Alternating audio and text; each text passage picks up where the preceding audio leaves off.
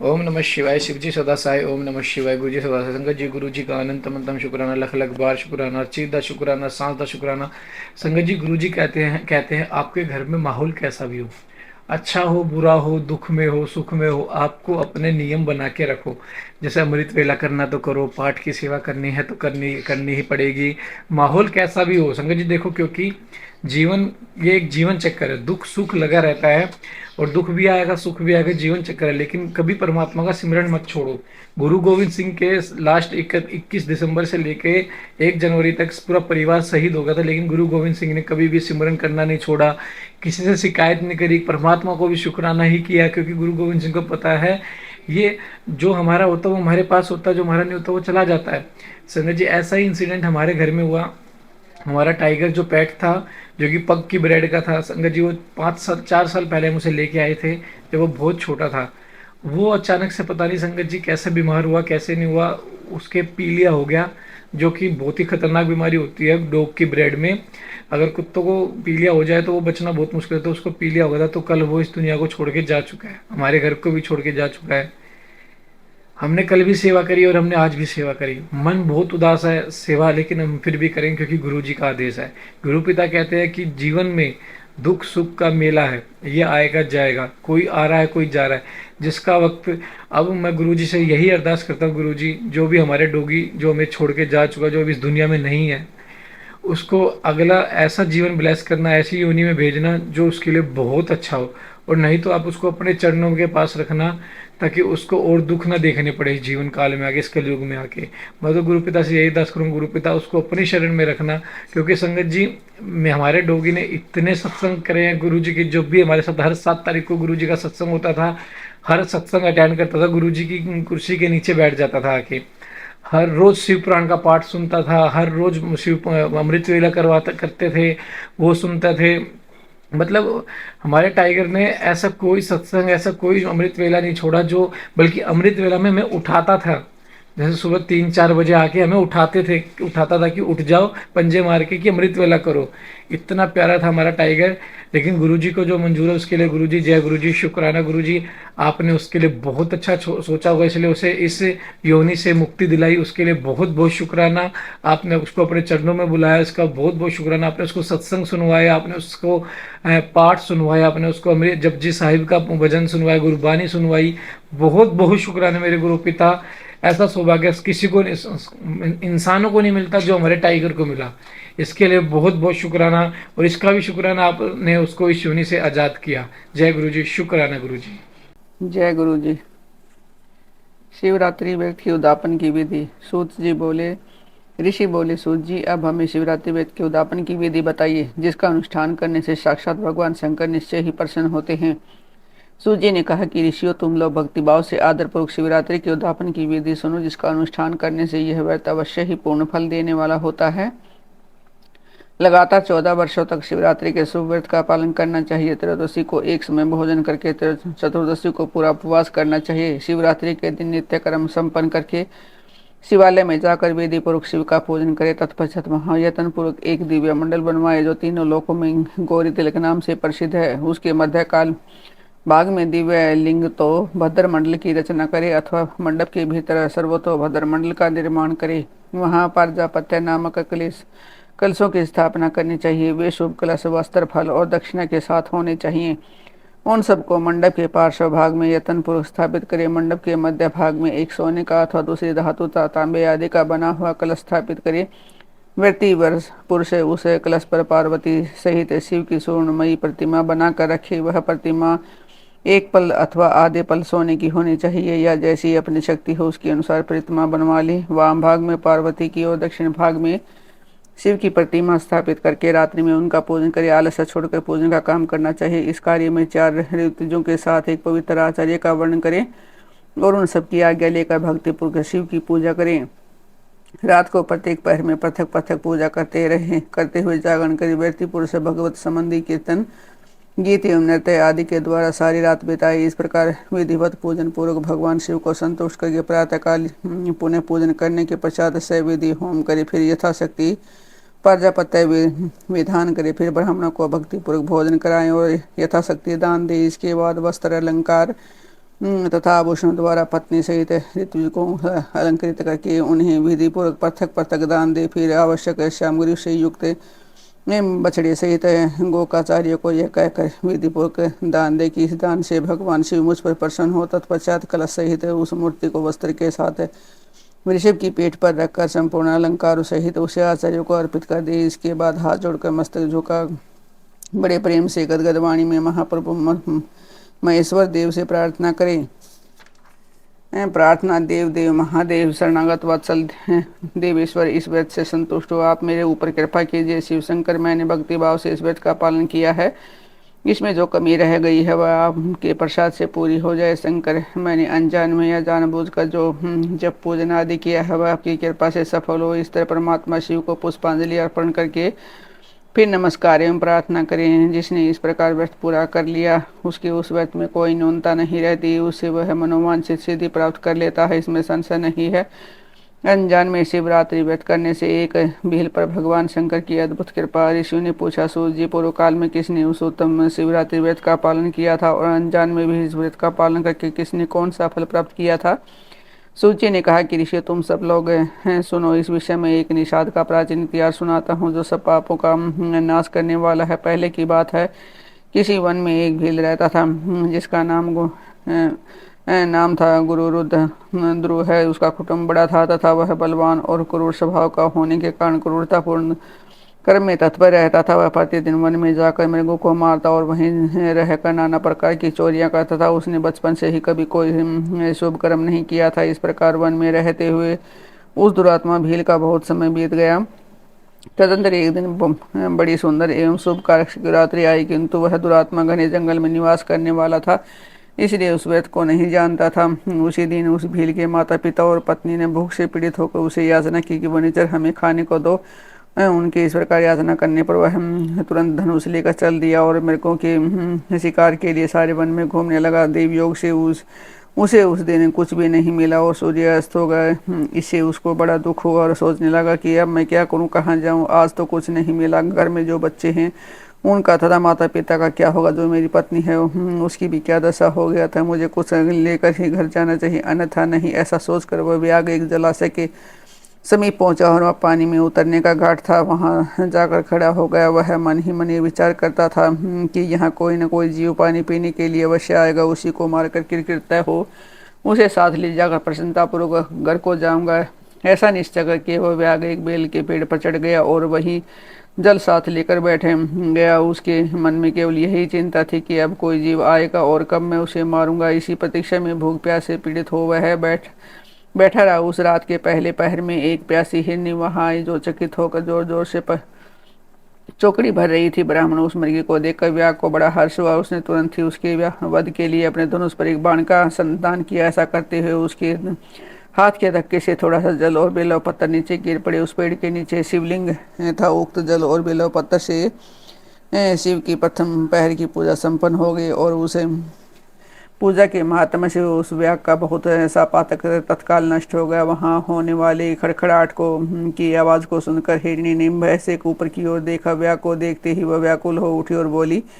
मृगी ने कहा कि व्याग, तुम क्या करना चाहते हो, मेरे सामने सच सच बताओ। हिरनी की आवाज सुनकर व्याग ने कहा कि आज मेरे कुटुंब के लोग भूखे हैं, अतः तुमको मारकर उनकी भूख मिटाऊंगा, उन्हें तृप्त करूंगा। व्याग का यह दारुण वचन सुनकर तथा जिसे रोकना कठिन था उस दुष्ट भील को बांधता ने देखकर मृगी सोचने लगी कि अब मैं क्या करूं, कहाँ जाऊं, अच्छा कोई उपाय रचती हूँ। ऐसा विचार कर उसने वहाँ इस प्रकार कहा। मृगी बोली, भील, मेरे मांस में तुमको सुख होगा। इस अनर्थकारी शरीर के लिए इससे अधिक महान पुण्य का कार्य और क्या हो सकता है।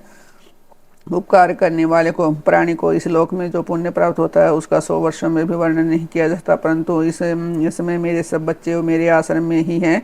मैं उन्हें अपनी बहन को अथवा स्वामी को सौंप कर लौट आऊंगी। वनेचा, तुम मेरी इस बात को मिथ्या न समझो, मैं फिर तुम्हारे पास लौट आऊंगी, इसमें संशय नहीं है। सत्य से ही धरती टिकी हुई है और सत्य से ही समुद्र अपनी मर्यादा में स्थित है और सत्य से ही निर्दोषों से जल की धाराएं गिरती रहती हैं। सत्य में ही सब कुछ स्थित है। सूर्य जी कहते हैं, मृगी के ऐसा कहने पर जब व्याग ने उसकी बात नहीं मानी तब उसने अत्यंत विस्मित एवं भयभीत हो पुनः इस प्रकार कहना आरंभ किया। मृगी बोली, व्याग सुनो, मैं तुम्हारे सामने ऐसी शपथ खाती हूँ जिससे घर जाने पर मैं अवश्य तुम्हारे पास लौट आऊंगी। ब्राह्मण यदि वेद बेचे और तीनों काल संध्या न करे तो उसे जो पाप लगता है, पति की आज्ञा का उल्लंघन करके स्वेच्छा अनुसार कार्य करने वाली स्त्रियों को जिस पाप की प्राप्ति होती है, किए हुए उपकार को मैं न मानने वाले, भगवान शंकर से विमुख रहने वाले, दूसरों से द्रोह करने वाले, धर्म को उल्लांघने वाले तथा विश्वासघात और छल करने वाले लोगों को जो पाप लगता है, उसी पाप से मैं भी लिप्त हो जाऊं और यदि लौट कर ना आऊं। इस तरह अनेक शपथ खाकर जब मृगी चुप खड़ी हो गई, तब उसे व्याग ने उस पर विश्वास करके कहा, अच्छा तुम अब अपने घर को जाओ। तब वह मृगी बड़े हर्ष के साथ पानी पीकर अपने आश्रम मंडल में गई। इतने में ही रात का एक पहला पहर व्याग के जागते जागते ही बीत गया। तब उसे हिरनी की बहन दूसरी मृगी, जिसका पहली ने स्मरण किया था, उसी की राह देखती हुई जल पीने के लिए वहां आ गई। उसे देखकर भील ने स्वयं बाण को तरकस से खींचा। ऐसा करते हुए पुनः पहले की बातें भगवान शिव के ऊपर जल और बिल्व पत्थर गिरे। उसके बाद महात्मा शंभु के दूसरे पहर की पूजा संपन्न हो गई। यद्यपि वह प्रसंग वंश ही हुई थी तो भी व्याग के लिए सुखदायिनी हो गई। मृगी ने उसे बाण खींचते हुए देख पूछा, वनेचर यह क्या करते हो? व्याग ने पूर्वतः उत्तर दिया कि मैं अपने भूखे कुटुंब को तृप्त करने के लिए तुझे मारूंगा। यह सुनकर वह मृगी बोली। मृगी ने कहा कि व्याग मेरी बात सुनो, मैं धन्य हूँ, मेरा देह धारण सफल हो गया है, क्योंकि इस अनित्य शरीर के द्वारा उपकार हो गए, परंतु मेरे छोटे छोटे बच्चे घर में हैं, अतः मैं एक बार जाकर उन्हें अपने स्वामी को सौंप दूं, मैं फिर तुम्हारे पास लौट आऊं। व्याग बोला, तुम्हारी बात पर मुझे विश्वास नहीं है, मैं तुझे मारूंगा, इसमें संशय नहीं है। यह सुनकर वह हिरणी भगवान विष्णु के शब्द खाती ही बोली, व्याग जो मैं कुछ कहती हूँ उसे सुनो। यदि मैं लौट कर न आऊँ तो अपना सारा पुण्य हार जाऊँ, क्योंकि जो वचन देकर उसे पलट जाता है वह अपने पुण्य को हार जाता है।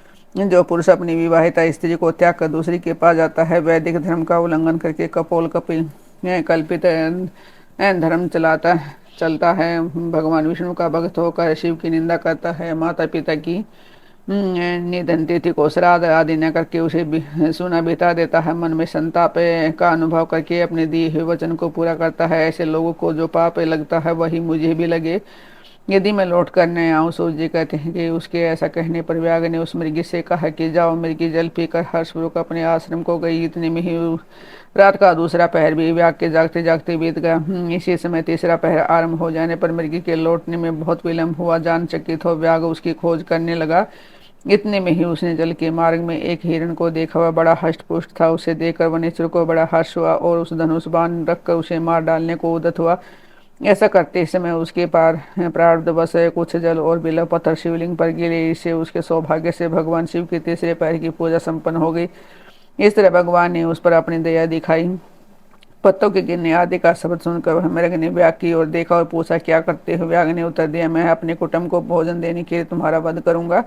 व्याग की यह बात सुनकर हिरण के मन में बड़ा हर्ष हुआ और तुरंत ही व्याग से इस प्रकार बोला। हिरण ने कहा कि मैं धन्य हूँ, मेरा हष्टपुष्ट होना सफल होगा, क्योंकि मेरे शरीर से आप लोगों की तृप्ति होगी। जिसका शरीर परोपकार के काम में नहीं आता उन सब का कुछ व्यर्थ चला गया। जो सामर्थ्य रहते हुए किसी का उपकार नहीं करता उसकी वह सामर्थ्य व्यर्थ चली जाती है तथा वह परलोक में नरकगामी होता है। परंतु एक बार मुझे जाने दो, मैं अपने बालकों को उनकी माता के हाथ में सौंप कर और उन सबको धीरज बंधाकर यहाँ लौट आऊंगा।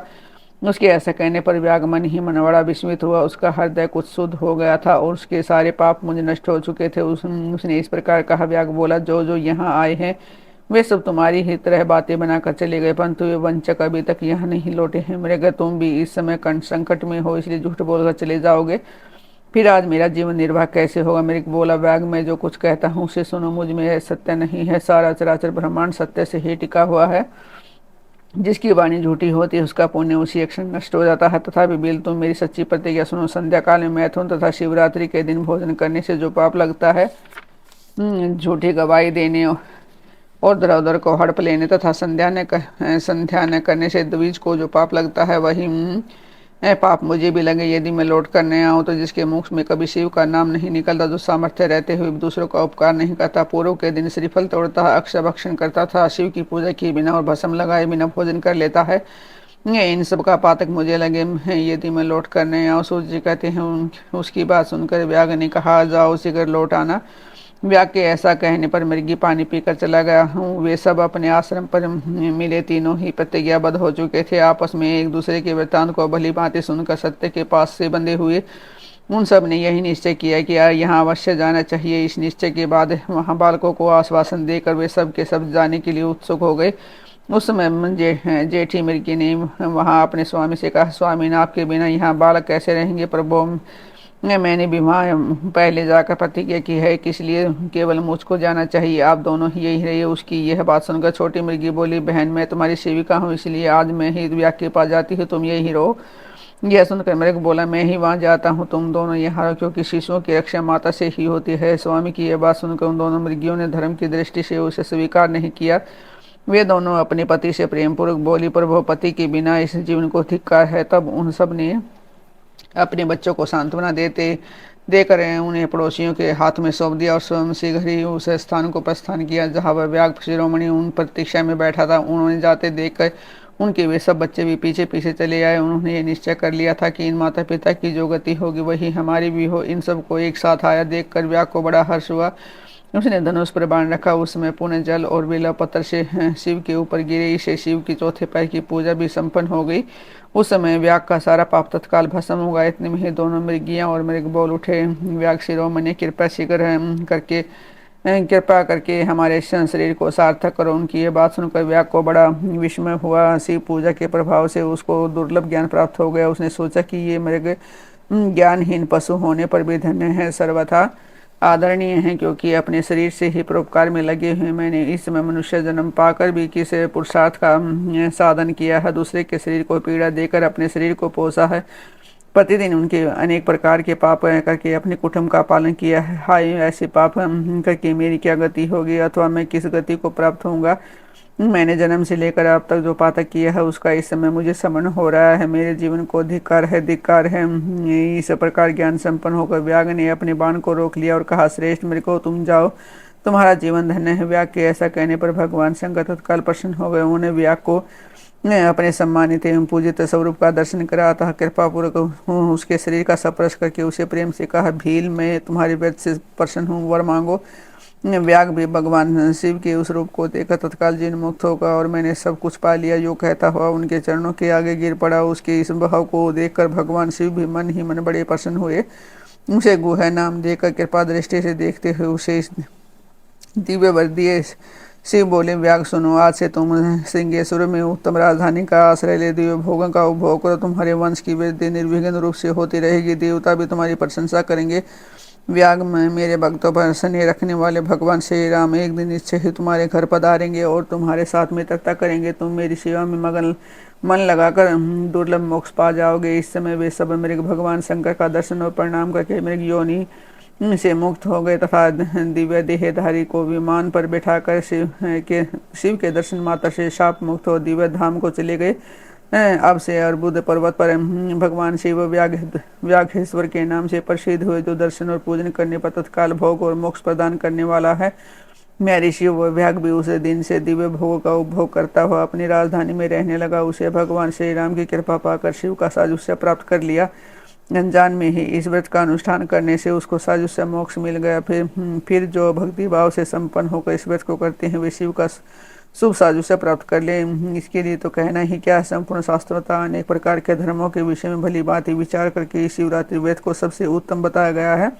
इस लोक में जो नाना प्रकार के व्रत विविध तीर्थ भांति भांति के विचित्र अनेक प्रकार के यज्ञ तरह तरह के जप अथवा बहुत ऐसे जप हैं, वे सभी शिवरात्रि व्रत की समानता नहीं कर पाते। इसलिए अपना ही चाहने वाले मनुष्यों को इस शुभतर व्रत का अवश्य पालन करना चाहिए। यह शिवरात्रि व्रत दिव्य है, इसमें सदा भोग और मोक्ष की प्राप्ति होती है। मैं ऋषियों, यह शुभ शिवरात्रि व्रत व्रतराज के नाम से विख्यात है। इसके विषय में सब बातें मैंने तुम्हें बता दी हैं, और अब क्या सुनना चाहते हो।